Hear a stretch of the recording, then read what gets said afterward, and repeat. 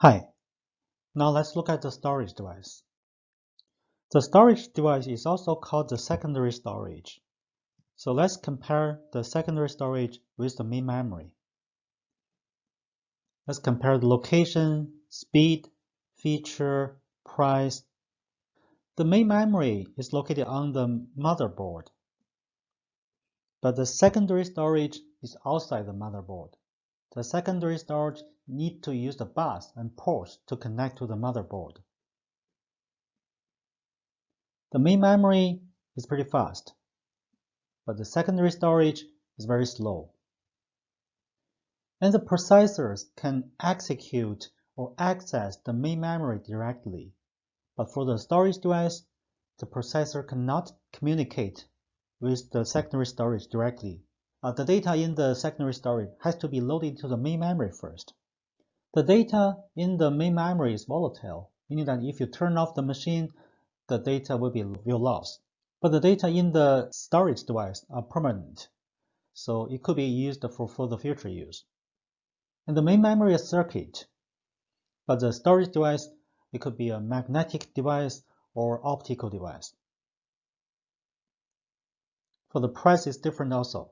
The main memory has a higher price, and the storage device is cheaper. This is magnetic tape.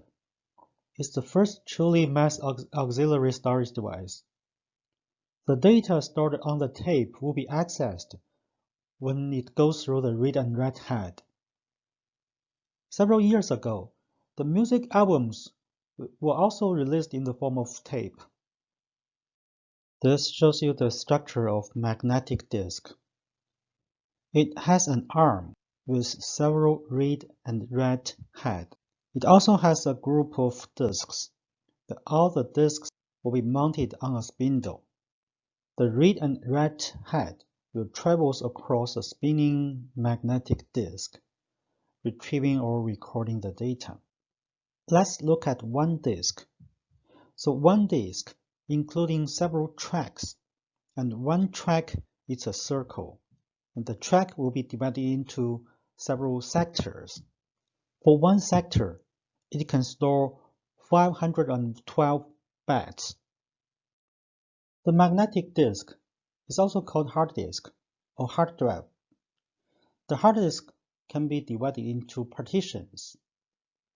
So each partition, it looks like a separate hard disk. For example, in your computer, you probably have disk C, disk D, and disk E, but those are logical partitions. For each of the partition, you need to format.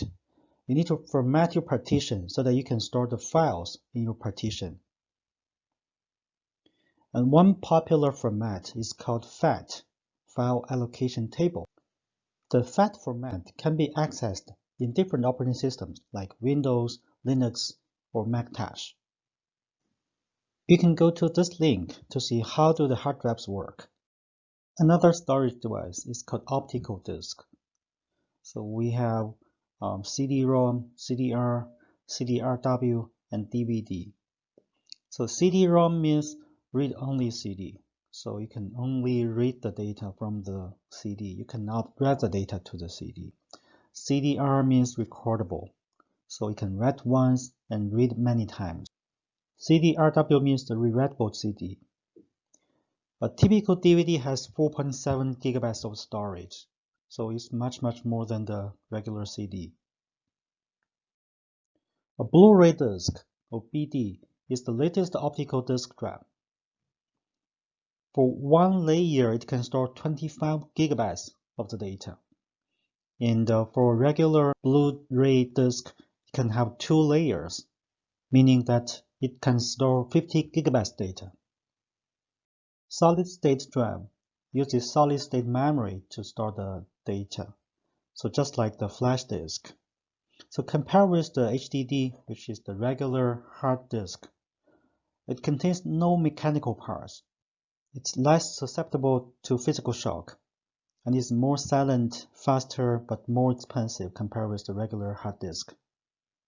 So most of the SSD use the same interface as the hard disk. You can easily replace the old hard disk by using the new SSD. As you can see from the image, the SSD is smaller than the regular hard disk. So more and more computer laptops are trying to use an SSD instead of hard disk. So here shows you a stack of storage devices. We put all the storage devices here, from the very top to the bottom.